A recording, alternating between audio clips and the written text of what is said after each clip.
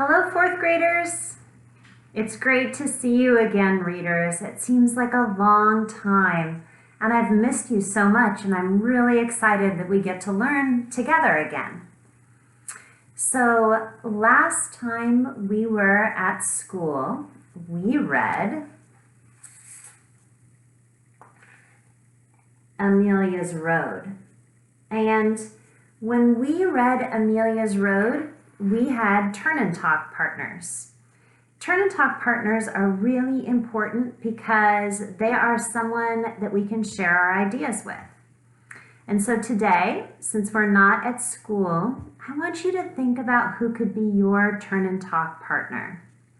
It could be a pet. For example, my puppy Packer could be my turn and talk partner, and I could turn and talk to him. It could be a celebrity or someone who's famous, like Russell Wilson, could be your turn and talk partner. Or maybe you choose to have a stuffed animal as your turn and talk partner. So I want you to think right now, who could your turn and talk partner be?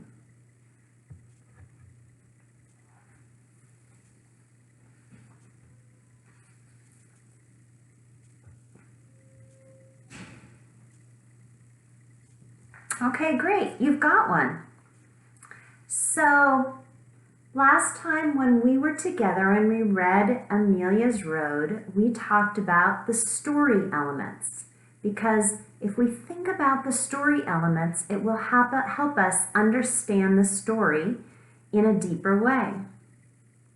So I want you to think, which story elements do you remember?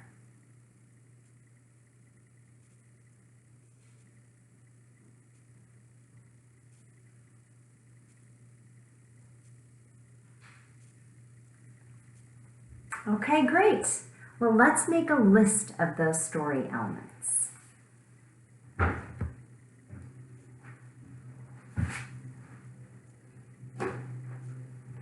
So as I was thinking about that question, I knew to start with main characters.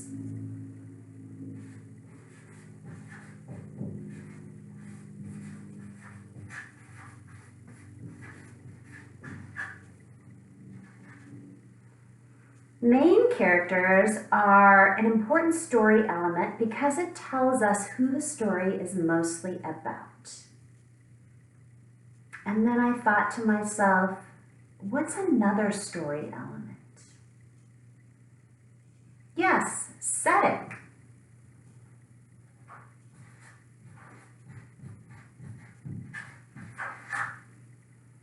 So the setting is where and when the story takes place, and also, readers, why that setting is important to the story.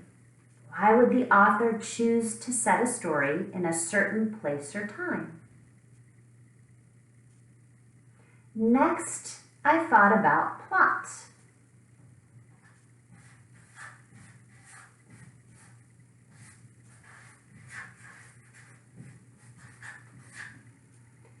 Now, the plot are the main events in the story. What is mainly happening from beginning to end? After this, I thought, okay, well, I know that another story element is conflict or problem.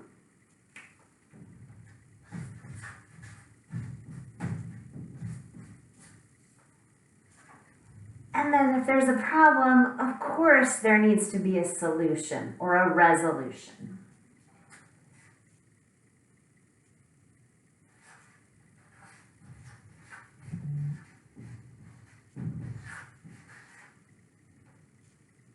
And there I have my story elements. So today, as I read our new Read Aloud, I want you to think about those story elements to help us understand the story more deeply.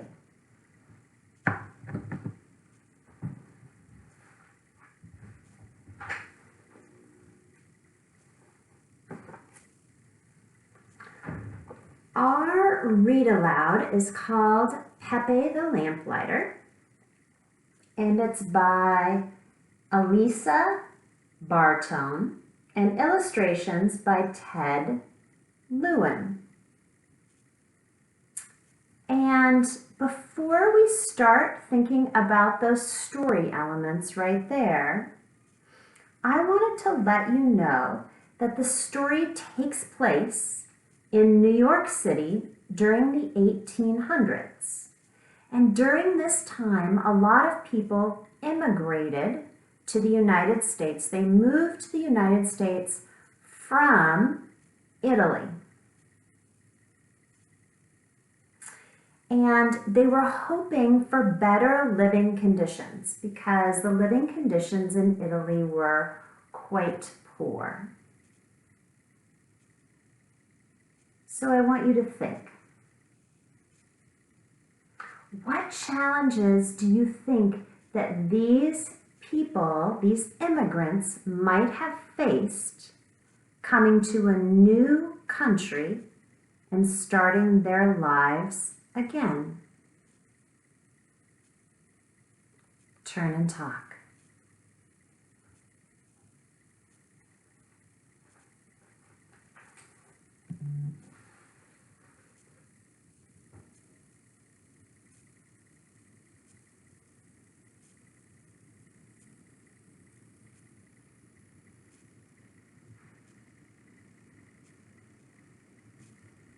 Great job, scholars.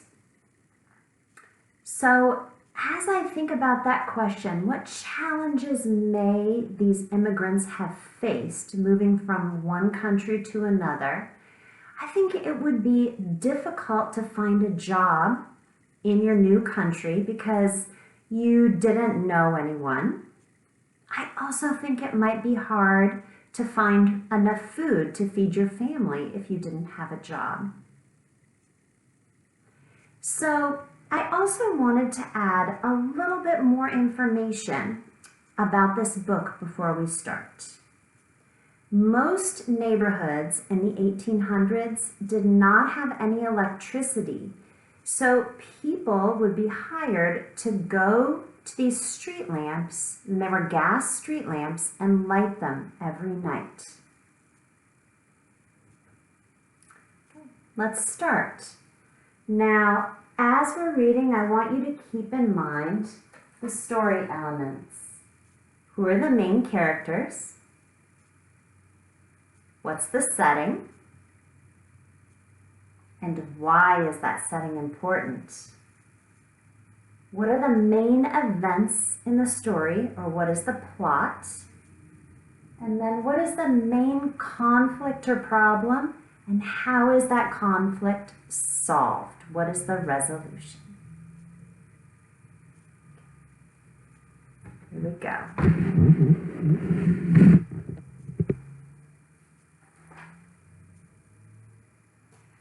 I'm going to show you the pictures after I read each page. A long time ago, when there was no electricity and the street lamps in Little Italy had to be lit by hand, Pepe lived in a tenement on Mulberry Street. His father was sick and his mother was dead, and so, though he was just a boy, he had to work to help support his sisters, Guina, Adelina, Nicolina, Angelina, Assunta, Marucina, Philomena, and Albina, who lived in Naples with her uncle, the priest, and took care of orphans.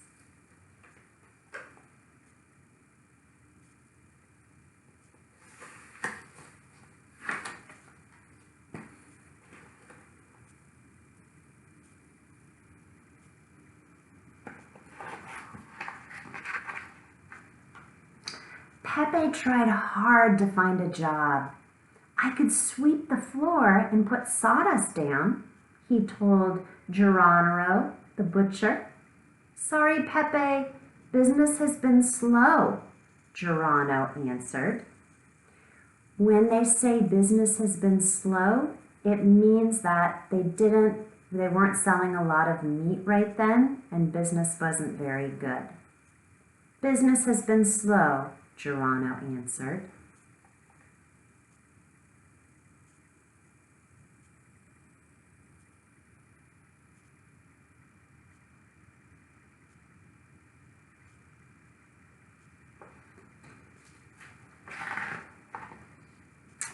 I could wash the glasses, he told Don Salvatore, the bartender. Maybe when you're older, Pepe, said Don Salvatore.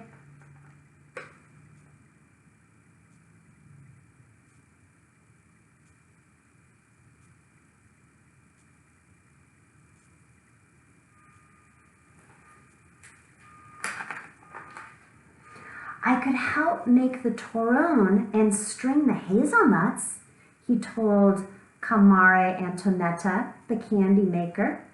Sorry, Pepe, she answered. He even went to Fat Mary, the cigar maker.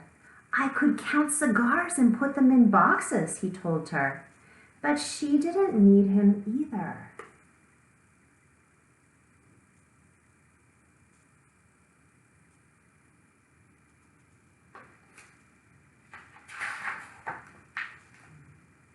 Then one day he met Domenico, the lamplighter, on the street. I heard from Don Salvatore that you're looking for a job, the lamplighter said. I'm going back to Italy to get my wife. Will you light the lamps while I am gone and save my job for me? Oh, yes, Domenico, thank you, Pepe answered. Then he ran all the way home, anxious. Anxious means eager.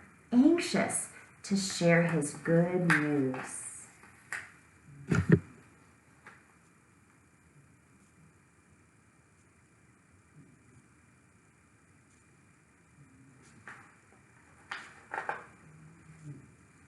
Papa, Nicolina, Marocchina, I have a job, he shouted. Beginning tomorrow, I will light the street lamps. Nicolina hugged him. Marocchina kissed his cheeks. Assunta hopped up and down and clapped her hands. But Papa sat silent and still, his face like stone. Did I come to America for my son to light the street lamps? He said. Then he walked out, slamming the door behind him. Pepe hung his head. That means his head went down. Pepe hung his head. Don't mind him, said Philomena. He's sick. He doesn't realize what he's saying, said Angelina. Papa loves you, said Adelina. It's a good job, Pepe, said Assunta. Pepe tugged gently on Assunta's hair and smiled at them, but he did not really feel like smiling.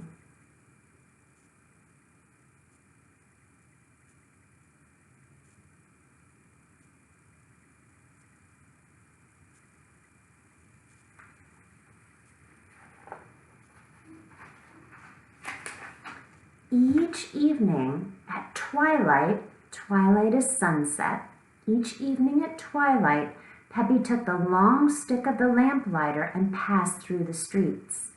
He reached high for the first street lamp, poked open the glass, and set the lamp aflame. Then, one by one, he lit them all, and each one Pepe imagined to be a small flame of promise for the future. What a joyful feeling it was to light the street lamps. It was almost like lighting candles in the church for special favors from the saints. This one for Guila, may she have the chance to marry well. This for Adelina, may she have the dress she likes. This for work for Nicolina in the biscuit company. Piecework for Angelina, from many gloves to sew.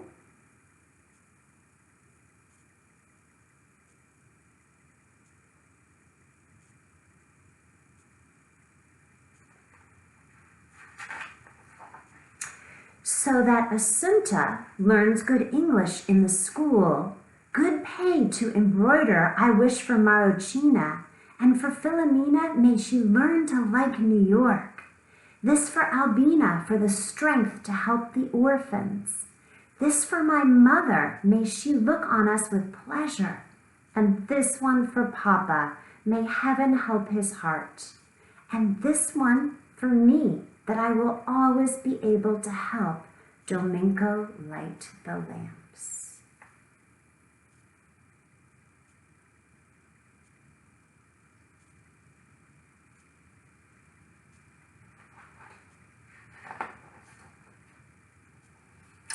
Once, when Pepe got home, Papa was watching from the window. "You belong to the streets," he shouted. Pepe sat on the stoop way past his bedtime. Then he cried himself to sleep when no one would hear.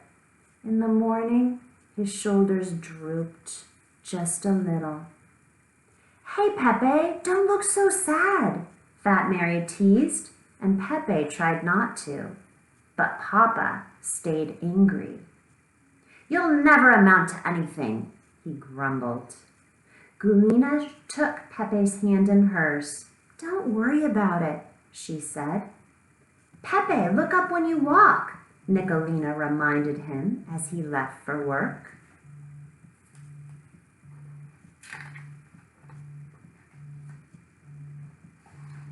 Show that picture.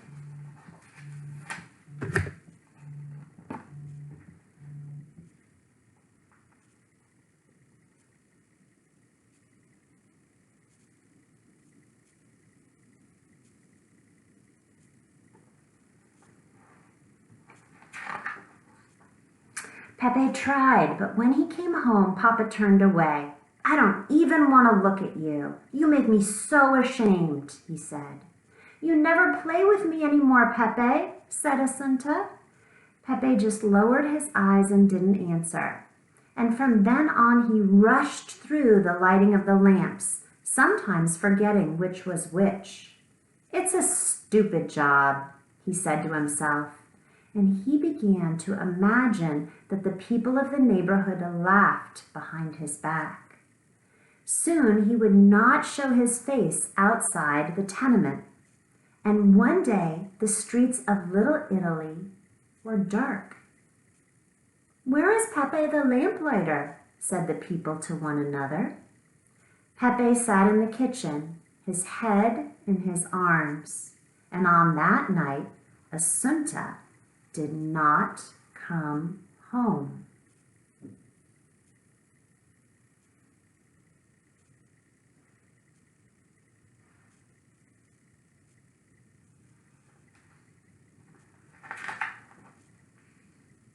Guila kept glancing out the window. Adelina let the macaroni cook too long. Papa walked back and forth, back and forth. He didn't eat much dinner, and he pushed away his coffee without taking one sip. No matter how big she got, Asunta would always be his baby. Finally he spoke. "Pepe," he pleaded, "don't be stubborn. Light the lamps." Pepe couldn't believe what he was hearing. "But I can't light the lamps, Papa," he said. "I don't want to belong to the streets. I don't want to grow up to be a beggar. You brought us to America to do better things. I have to study to be a doctor, maybe." "The streets are dark, Pepe," said Papa. "Asunta is frightened. Tonight, the job of the lamplighter is an important job. Please, Pepe, light the lamps. You will make me proud."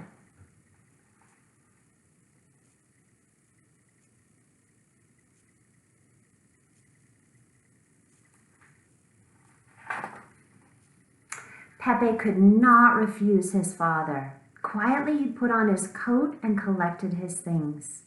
Outside, he reached high for the first street lamp and set it aflame. Then, one by one, he lit them all.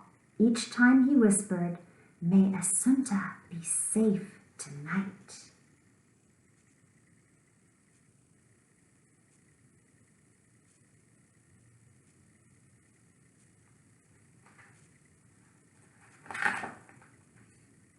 at last, behind the last street lamp, the one that Pepe always lit for himself, he found her.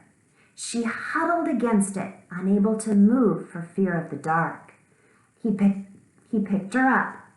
"Why didn't you light the lamps for us tonight, Pepe?" she asked. "I'm sorry, Asunta," he answered.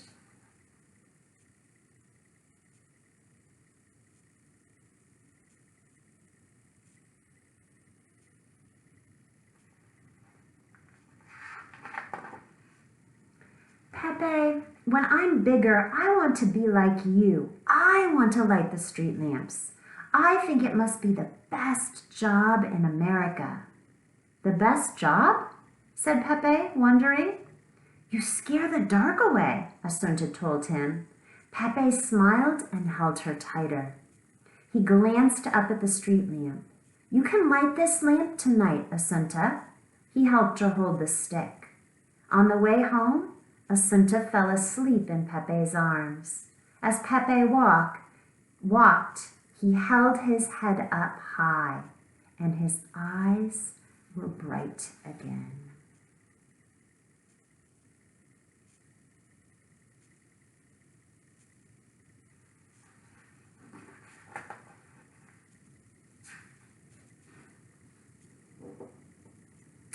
Pepe walked into the tenement and climbed the stairs to the apartment. Asunta was still sleeping. 6 sisters ran to embrace them both. Then they had to make room for their father. For the first time in a long time, he put his hand on Pepe's shoulder. "It's a good job, Pepe," he said. "Light the lamps. You make me proud."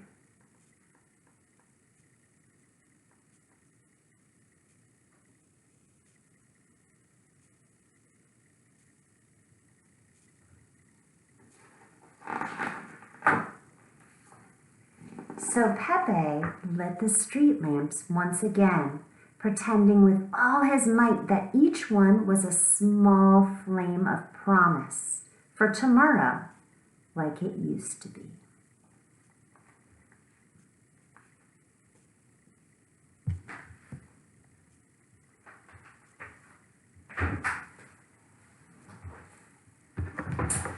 So, I know that you kept in mind the story elements as we were reading. And now we're going to go through and we are going to complete some sentence stems about the story elements so that we can understand the story on a deeper level.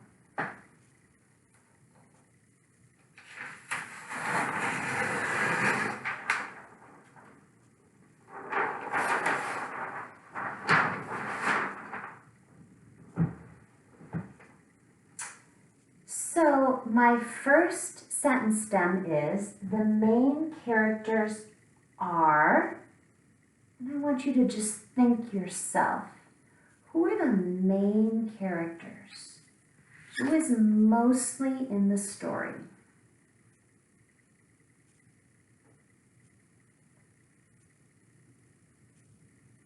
Great. Well, when I'm thinking about the main characters, I know Pepe is a main character. He's on the front cover and his name is in the title. So definitely Pepe. And then for the sisters, they show up sometimes, but not on many of the pages and not in most of the reading. So I'm going to leave them out, but I would say that Papa is a main character, because he is disappointed in Pepe, and I think that's a big part of the book. So I'm going to say the main characters are Pepe and Papa. Now we get to think about the setting. And I think the setting is a really, really important story element. And it's fun to think about because you get to think about why the author chose to set the story in a particular place. So I want you to think, where and when does the story take place? And why is that setting important to the story?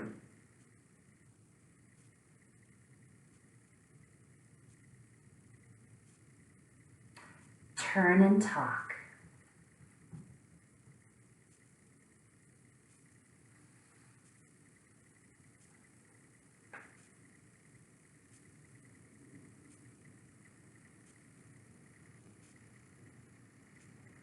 Excellent. So when I'm thinking about the setting in Pepe the Lamplighter, I know that at the very beginning, I talked about how it takes place in the past in New York City. And I know that the past was in the 1800s because that was mentioned too. So I'm going to say the setting is I'm going to do new, N for new, Y for York, C for city. In New York City in the 1800s. The setting is important to the story because, and this takes the thinking, and that's why it's such an exciting part for me. So I'm thinking, why did the author choose to set the story in New York City in the 1800s? And I thought, well, Pepe is a lamplighter. And in the 1800s, they didn't have electricity. So I think the author chose to set it in the 1800s because there was no electricity during that time. The setting is important to the story because in the 1800s, there was not any electricity.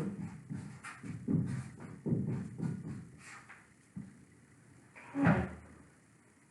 Now we get to the plot.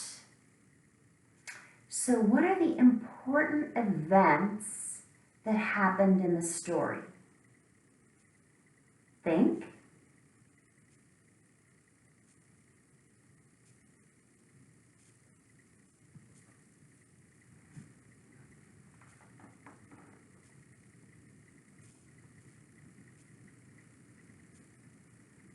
So I'm going to go back to the book to talk about the plot or the important elements, because sometimes it's hard to remember them. So at the very beginning, Pepe is asking people for a job because he needs to help support his family so he can bring money in to his family because his mother has died and his father is sick. So I'm going to start with that. So the plot is that Pepe needs to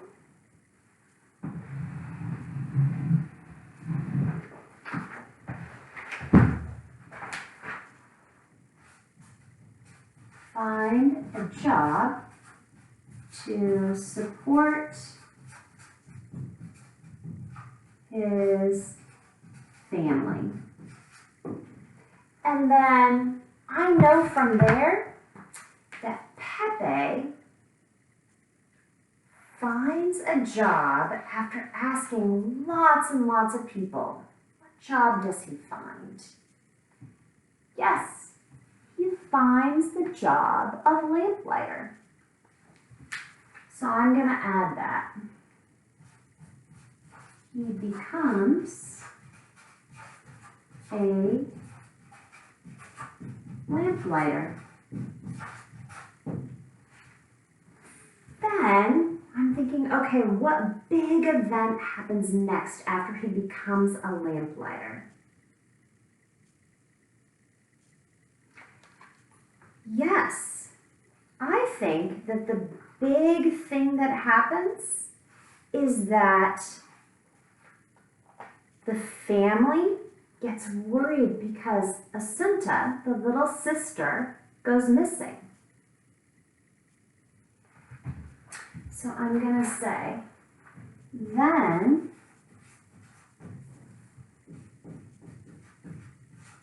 Asunta goes missing. And then after she goes missing, I know that at the very end, Pepe finds her and brings her back home. So I'm going to write that. Pepe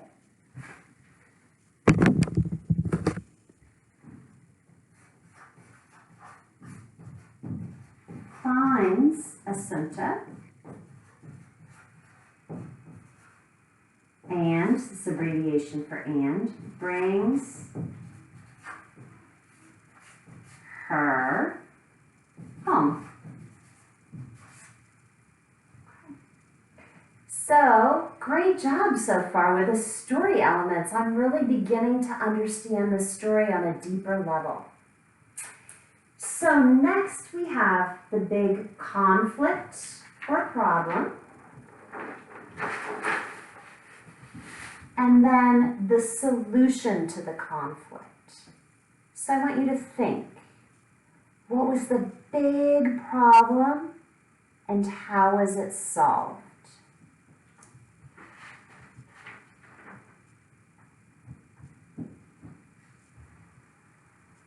Turn and talk.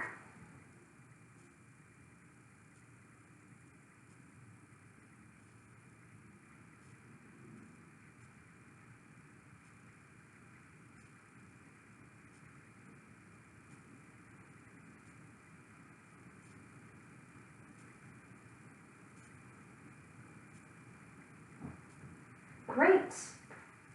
So I think that the big problem was when Pepe's father, Papa, got mad at him for being a lamplighter.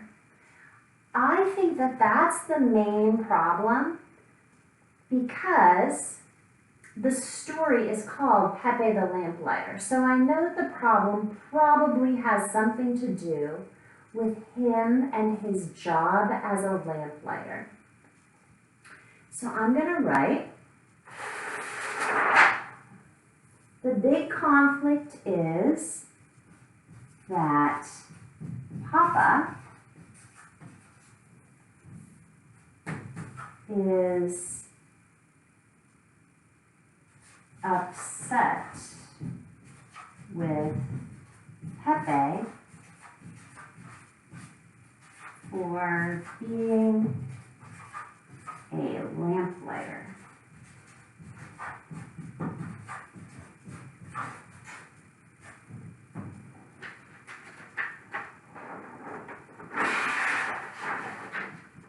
And then I think, okay, well, so if that's the main problem, that Papa is upset with him for being a lamplighter, how is that problem solved? Think.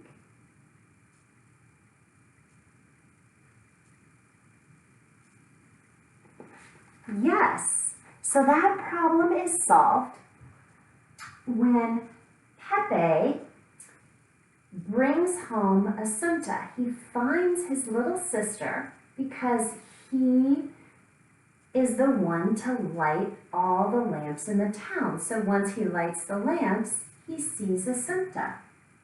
So the solution to the conflict is that Papa becomes proud of Pepe for doing his job as lamplighter.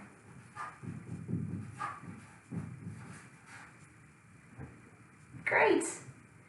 So now I want you to think as a last part. This reminds me of something in my own life because, so I want you to think about an important part or one of the story elements in Pepe, the lamplighter, and how it makes you think of your own life. Turn and talk.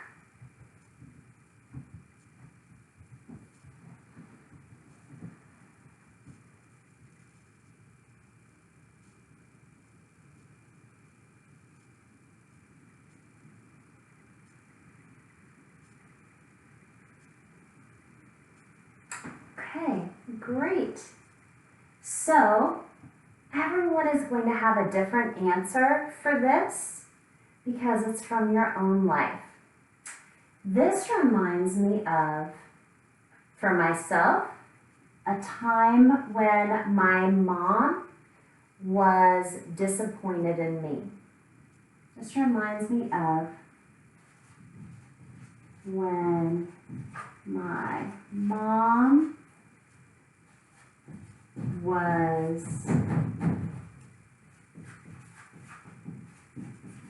disappointed in me. This reminds me of when my mom was disappointed in me. I'm gonna just cross this out because it doesn't really make sense. You wouldn't say, this reminds me of when my mom was disappointed in me in my own life. I'm just going to say, this reminds me of when my mom was disappointed in me because Papa is disappointed in Pepe. And I think I should add why my mom was disappointed in me here. This reminds me of when my mom was disappointed in me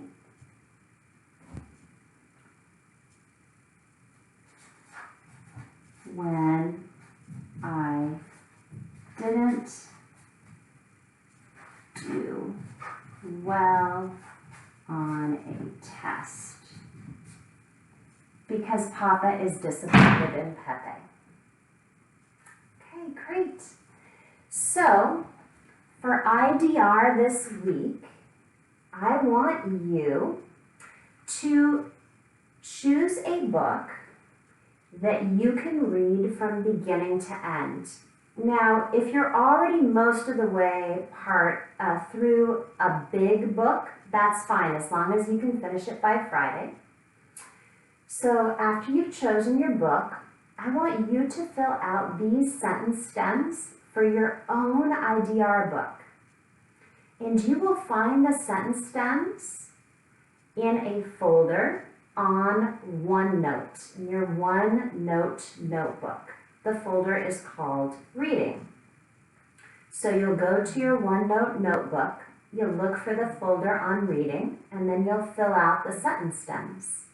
If you're not sure how to find your OneNote notebook, then you can go to Schoology, and then go to the folder called Getting Started with Online Learning, and then you can watch the video on the OneNote notebook, and that will show you where to find the sentence stems.